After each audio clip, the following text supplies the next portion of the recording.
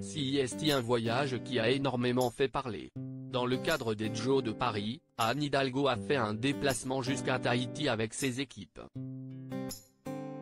Un déplacement controversé, et si l'on en croit l'enquête menée par Entrevue, la maire de Paris aurait menti, et surtout sur le prix des billets. Les Jeux Olympiques de Paris 2024 approchent à grands pas, et si la plupart des épreuves vont avoir lieu dans la capitale, plusieurs sites vont avoir la chance d'accueillir l'événement.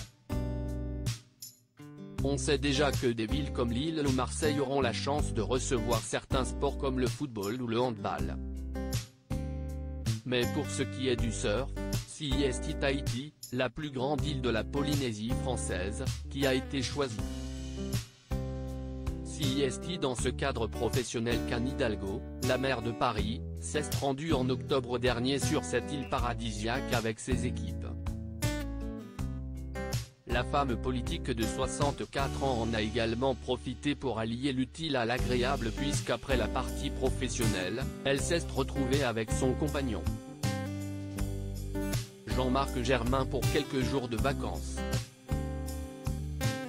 Elle en a également profité pour voir fille, installée sur une île à 45 minutes d'avion de Tahiti, à Raiatea, près de Bora Bora, où elle a suivi son mari qui a été muté. Les détails de ce déplacement très controversé ont beaucoup fait parler dans la presse, et plusieurs mois après, Entrevue a réalisé une enquête très précise en refaisant tout le périple sur cette histoire pour tenter d'en savoir plus.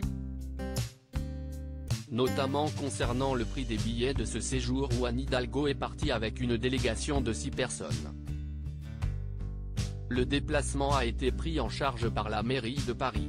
Pour ce qui est des billets d'avion, la mairie a annoncé un coût de 41 000 € pour l'entièreté des passagers, assurant qu'il s'agissait de billets en classe économique. D'autre part, Anne Hidalgo ne peut pas se réfugier derrière ses miles, les attributions de réduction FlyNuGblue. Sauf si ce sont des miles acquis à titre personnel. En effet, depuis le 29 septembre 2023,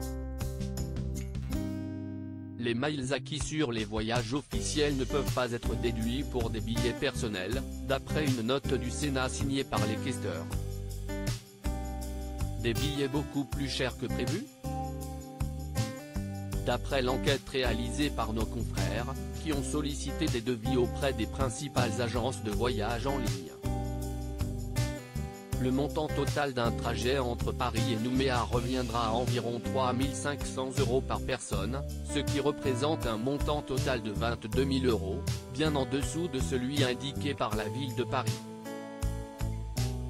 Une différence de prix qui fait dire à Entrevue qu'Anne Hidalgo et ses équipes auraient certainement voyagé dans le confort de la classe affaires, tandis que les collaborateurs auraient été placés en classe économique. En fait, c'était la classe premium.